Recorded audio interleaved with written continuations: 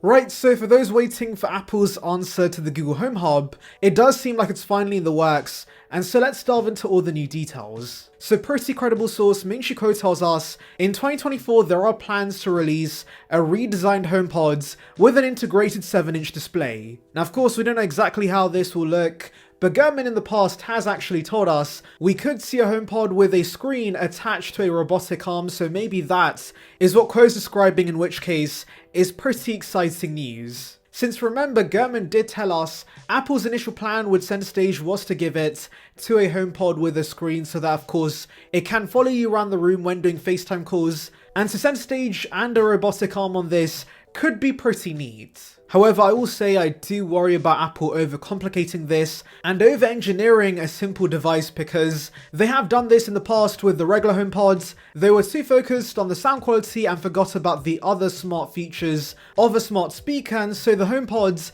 is ultimately very hard to justify for the price. Yes, there is a niche market that loves it, but overall it's not a very popular speaker, so I'm kinda worried that's gonna be the case with this new HomePod. Since I'm sure robotic arm on this is gonna be very expensive, and there's obviously gonna be great speakers in this, but of course it's all gonna be powered by Siri, which lags behind Google Assistant and Alexa. Yes, I think Apple should focus on the software features and improving Siri first, and less on the actual hardware of the HomePods. In fact, if they just copied what Google does and sticks a display to a speaker without an arm, that would be fine, because ultimately people would much rather have a lower price than have fancy features at a higher price. And yes, I know that Apple tends to have unique features, like an arm for example, even if it's niche, but remember their most successful smart speaker so far, the HomePod Mini, really had no major standout features. It just had good enough sound quality at a low price, and people bought it. And so yes, we don't need fancy features,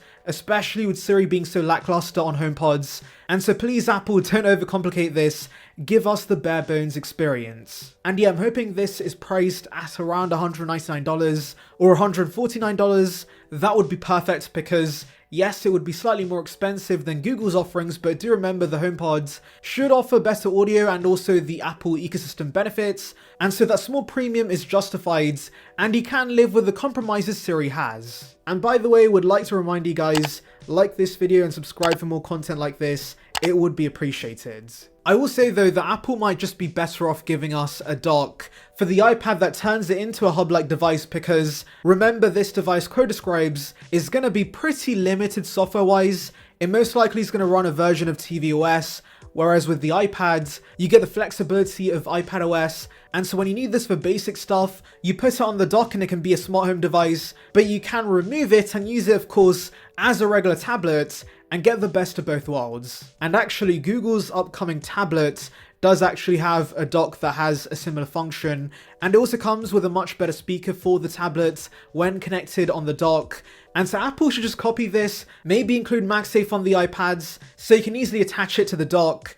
And yeah, this would be perfect. But maybe consumers prefer a dedicated device. I'm sure Apple's done the research, and so hopefully if Apple does release this, it's not too expensive. Anyways, let's delve into your questions. Now David says, with people being more security conscious, they need to keep the privacy violating features out like cameras and cut the price. Making it part of a network mesh would definitely make it more useful. And yes, I agree once again, HomePods as mesh networks, that would be fantastic. And privacy wise, I also agree that Apple should focus on that, and I'm sure they will, because a lot of their marketing is focused around that. And so if we do see an Echo Show like product, I'm sure there's going to be a feature to block the camera on the front. Now Pat says, I have been building my smart home with Apple HomeKit and accessories, but I still have a Google Nest Hub Max sitting on my kitchen counter. I would love to see Apple make a smart speaker with a screen to replace my Hub Max, and maybe it becomes the hub for my smart home. So regarding this, once again, like I said,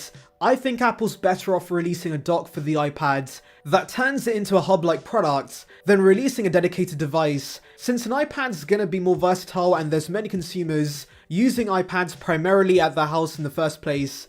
And so yes, I think it makes perfect sense to have a dock for the iPad. And yeah, the dock could have a speaker that improves the sound quality of the iPad, but you get access to all the apps you love, and a great display that of course all iPads already have. So Tianan, I believe, says, I would love it with a display, only thing is, I have 4 original HomePods and 5 HomePod minis. They are in every room. I doubt I'll get rid of any, I'll add more to my rooms. HomePods overload. So yes, it seems like you're pretty set with the HomePods.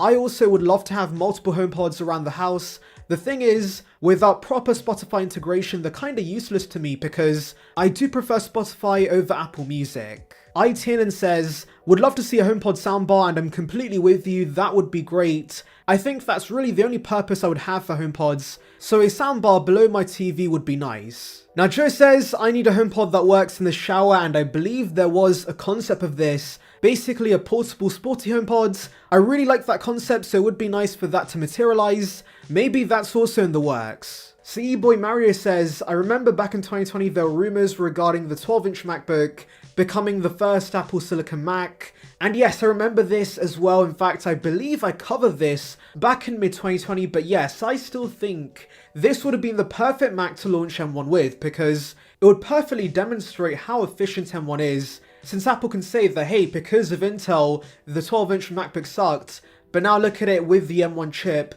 it's so much better now, and that's due to Apple Silicon. So yes, I think it was a mistake to not launch this. I think there's a market for this, and many of us want that 12-inch form factor. So Mike says, I would typically purchase an iPhone Pro model, but if next year's Pro Max / Ultra model gets the periscope zoom lens and the titanium finish, I may consider going for the larger model, especially if it weighs just as much or less than the regular Pro model. And this is exactly what Apple wants.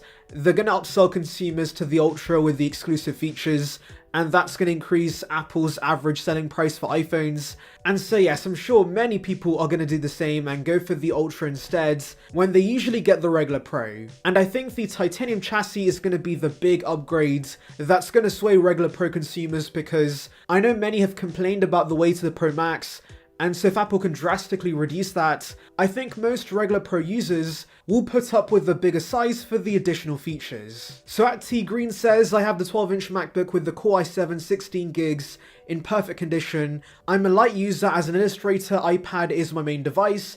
I love this MacBook. Still works very fast and snappy. Was too expensive at launch, but I'm never selling it, so it doesn't matter. And yes, I was also a fan of the 12-inch MacBook.